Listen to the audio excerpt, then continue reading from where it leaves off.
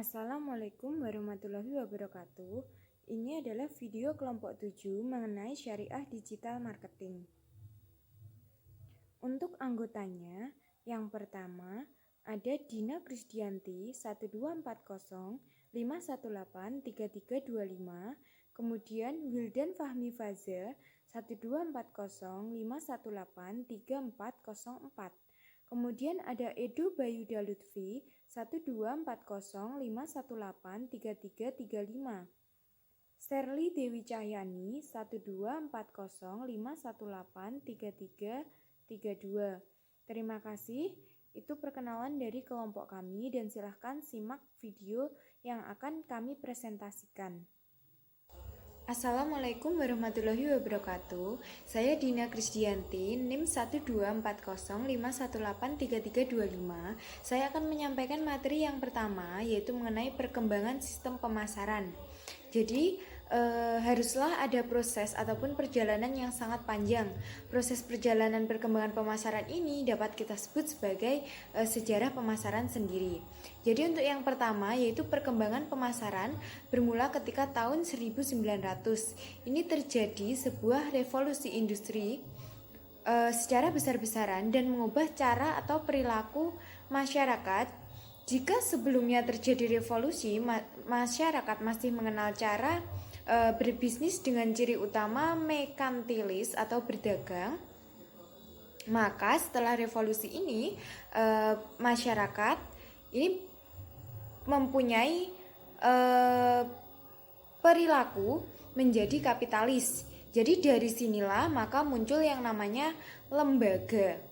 Jadi nanti di sini pasar ini bukan hanya tempat bertemunya penjual dan pembeli, tapi melainkan di sini pasar ini merupakan tempat di mana kebutuhan semua pihak bertemu untuk menciptakan yang namanya sistem sosial. Oke, untuk yang selanjutnya kemudian pada tahun 1902, jadi di sini sebuah universitas bernama University of Michigan, E.D. Jones dikabarkan memberikan pelajaran marketing serta Simon Littman di University of California. Meskipun pada saat itu marketing masih berfokus pada distribusi produk, namun pemikiran teori marketing lebih banyak muncul di universitas seperti Wisconsin, Northwestern University, Harvard University of Illinois, serta Ohio State, seperti itu.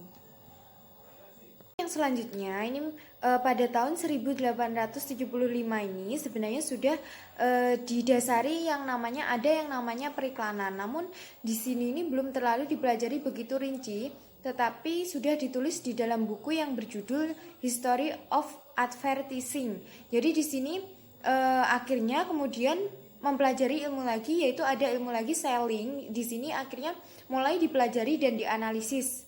Awalnya pendekatan marketing ini memiliki 3 jenis kunci utama. Yang pertama itu advertising, kemudian ada selling, kemudian distribusi. Kemudian rap battle dan art show menambahkan kunci lainnya seperti komoditas, kemudian institusi, kemudian ada juga fungsi seperti itu. Sehingga di sini marketing ini membahas mengenai jenis-jenis produk juga, kemudian cara pemasaran dan organisasi yang memasarkannya seperti apa. Pada tahun 1914, ini Nistro menulis bahwa retailing ini menyangkup semua proses distribusi, kemudian manajemen retail, kemudian jenis produk, cara pemesanan, dan organisasi yang memasarkan, sehingga ilmu marketing ini menjadi terintegrasi, serta pada tahun 1970 ini konsep social responsibility ini sudah mulai terbentuk. Dan pada tahun 1980 hingga 1990 ini tingkat kepuasan konsumen pun sebagai pelanggan sangat tinggi. Seiring dengan munculnya konsep service profit chain dan juga service marketing. Nah, ini ketika tahun 2007, ini yang namanya pemasaran, yang namanya internet ini kan sudah semakin dikenal secara luas, sehingga pemasaran menjadi sangat bergantung dengan yang namanya internet. Karena ini dikenal sebuah sistem marketing atau penjualan produk berbasis online, sehingga memang digital marketing ini mampu mempengaruhi perubahan dunia. terutama pada perekonomiannya, karena masyarakat ini sudah bergantung yang sama yang namanya perkembangan ilmu teknologi dan komunikasi.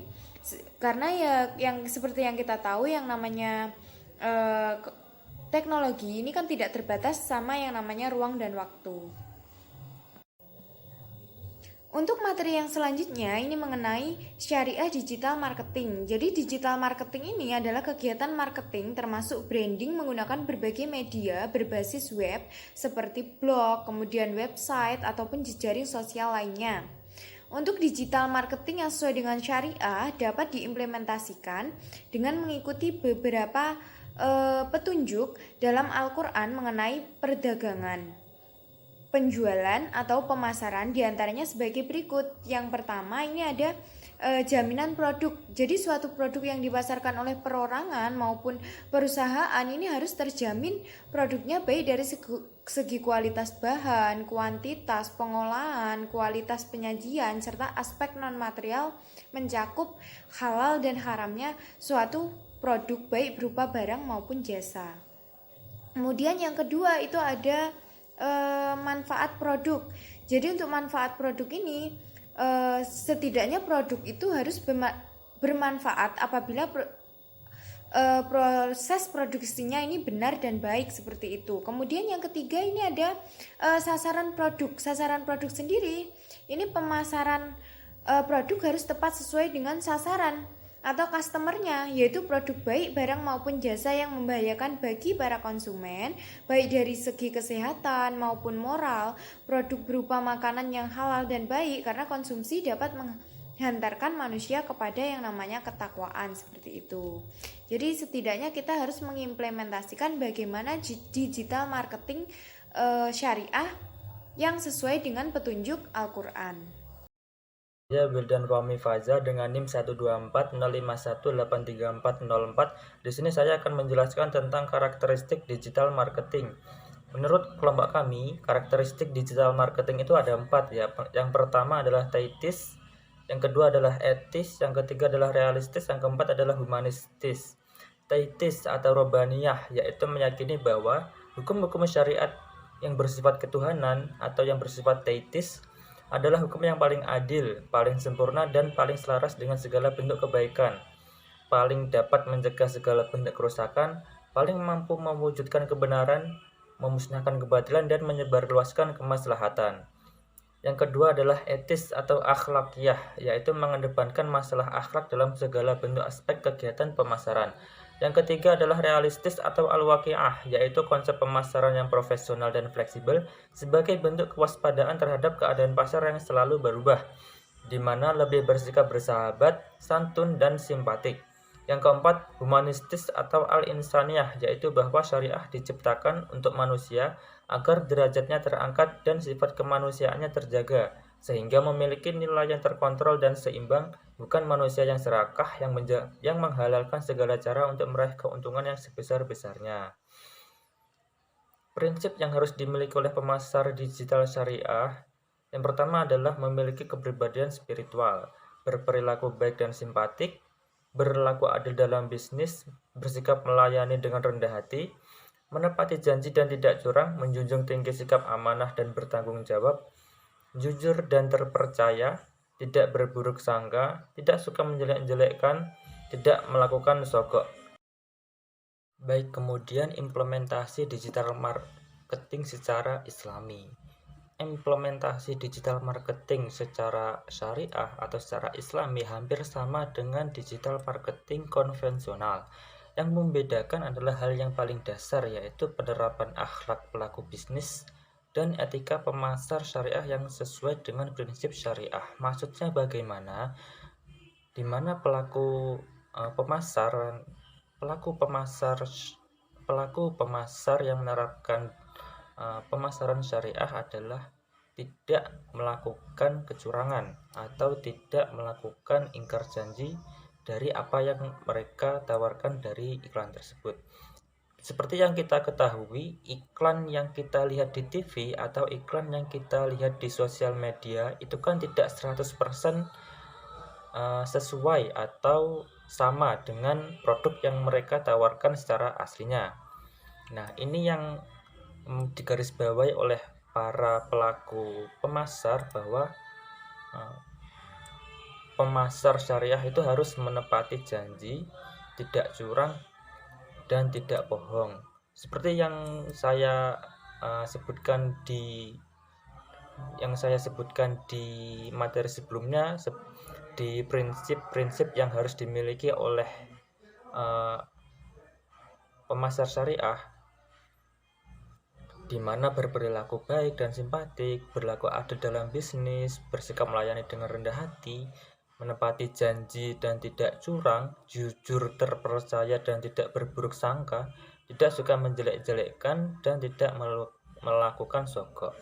Sebenarnya implementasi marketing secara syariah itu mudah asalkan tidak melanggar hukum-hukum syariah seperti bohong, curang, melakukan sogok, tidak menjelek-jelekkan brand atau produk yang lain. Seperti itu. Baik, Assalamualaikum warahmatullahi wabarakatuh. Nama saya Deboy Lutfi dan saya akan melanjutkan dari penjelasan rekan saya sebelumnya, yakni saya akan menjelaskan mengenai model digital marketing. Nah, digital marketing adalah salah satu tren yang harus diperhatikan. Nah, mengapa diperhatikan? Karena digital marketing saat ini merupakan suatu terobosan atau strategi pemasaran yang sangat diminati oleh para konsumen, dikarenakan segala akses kemudahannya dan dengan segala kelebihannya menjadikan modal digital marketing saat ini menjadi salah satu metode yang dinilai efektif. Dan berikut saya akan menjelaskan mengenai istilah-istilah dari digital marketing yang sering digunakan. Yang pertama adalah online presence. Nah, online presence adalah ketersediaan informasi dari bisnis online itu yang dapat ditemukan secara online melalui desktop maupun mobile. Nah, tentunya kita ketika ingin berbelanja, kita akan memerlukan apa itu namanya informasi. Baik itu situs apa yang kita kunjungi, marketplace seperti apa yang kita kunjungi, dan barang seperti apa yang ingin kita beli, deskripsinya seperti apa. Nah, itu dimuat dalam poin ini. Kemudian yang kedua adalah lead generation, adalah proses menarik orang agar mengetahui perkembangan perusahaan dan mengubah mereka menjadi konsumen potensial. Nah, bagaimana suatu perusahaan mengenalkan konsumen mereka terhadap siapa diri mereka sendiri itu seperti apa, produk apa yang dijual belikan, seperti apa sistemnya. Nah, itulah yang dinamakan lead generation. Kemudian yang nomor 3 adalah call to action atau CTA, yakni petunjuk atau perintah melakukan pembelian. Nah, ini tentang mengenai, jika menurut saya ya, ini mengenai perintah melakukan pembelian. Artinya apa? Jadi kita tahulah prosesnya secara online, membeli secara online, order lah.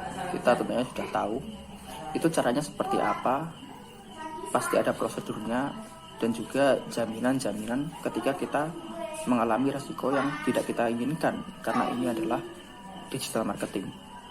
Kemudian nomor 4 adalah landing page, adalah laman dari website untuk marketing atau iklan.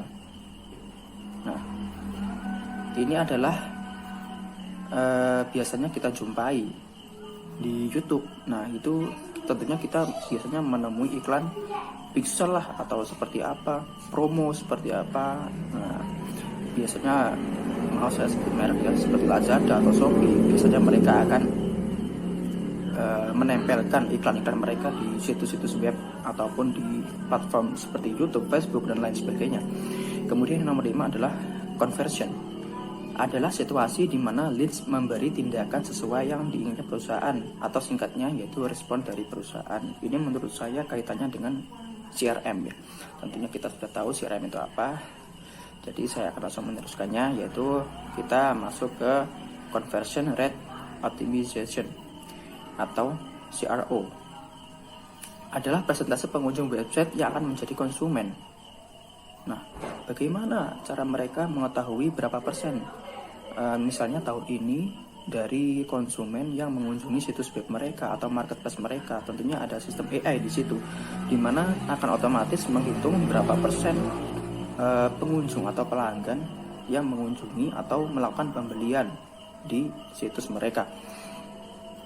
Nah, ini bertujuan biasanya untuk menjadi tolak ukur atau pembanding dari periode sebelumnya dan menjadi perencanaan untuk periode yang akan mendatang. Kemudian yang selanjutnya adalah remarketing, adalah penampilan iklan-iklan perusahaan untuk memperoleh konsumen baru. Nah, kita bisa menemui saat kita scroll Facebook, IG, tentunya kita akan menemui iklan-iklan tentang produk-produk dari suatu situs web atau situs marketplace. Nah, seperti itulah remarketing. Kemudian ada Consumer Acquisition Cost atau CAC, adalah biaya yang dikeluarkan perusahaan untuk memperoleh konsumen baru. Nah, tentunya ya lewat iklan itu. Tentunya kita melakukan sebagai contoh, kita memiliki suatu perusahaan online. Nah, ketika kita ingin memasarkan produk yang kita miliki, tentunya kita membutuhkan jasa orang lain. Biasanya seperti itu. Nah, itu juga membutuhkan biaya. Nah, itulah CAC. Kemudian yang terakhir adalah affiliate marketing, adalah proses untuk mendapatkan komisi dengan mempromosikan produk orang lain atau sebuah perusahaan. Nah, ini tentunya teman-teman sudah tahu ya, mungkin cewek-cewek yang sudah banyak follower IG-nya akan mendapatkan DM dari pemilik perusahaan atau pemilik produk kosmetik atau skincare, nah, atau busana. Itu biasanya seperti ini, Kak, ini tolong kita ada produk, kakak pakai foto seperti ini, mereka mintanya seperti apa, kemudian kita melakukan pemasaran terhadap produk mereka. Nah, seperti itulah contohnya, contoh kecilnya seperti itu. Baik, cukup dari saya, mungkin akan dijelaskan oleh rekan saya berikutnya. Assalamualaikum warahmatullahi wabarakatuh. Saya Sherly Dewi Cahyani, NIM 12405183332. Di sini saya akan melanjutkan materi yang terakhir, yaitu tentang strategi marketing syariah. Menurut Tori Gunara dan Utus Hardiono, bahwa strategi marketing syariah terbagi menjadi 3 paradigma, yaitu syariah marketing, strategi untuk memenangkan mindshare, syariah marketing faktor untuk memenangkan market share, dan syariah marketing value untuk memenangkan hard share. Dalam buku Marketing Muhammad mengatakan strategi marketing yang dilakukan Rasulullah SAW terdiri dari 4 segmen. Yang pertama yaitu segmentasi geografis, segmentasi demografi, segmentasi psikologi, orientasi perilaku. Selanjutnya yaitu menurut Hermawan dan Muhammad Syakir, ada beberapa konsep strategi dalam pemasaran syariah. Yang pertama yaitu syariah marketing strategi, yang kedua syariah marketing taktik, yang ketiga syariah marketing value, yang keempat syariah marketing scorecard, dan yang terakhir syariah marketing enterprise. Terima kasih yang sudah menyimak presentasi dari kami. Jika ada pertanyaan, silahkan menulis di kolom kuis maupun di kolom komentar. Terima kasih. Wassalamualaikum warahmatullahi wabarakatuh.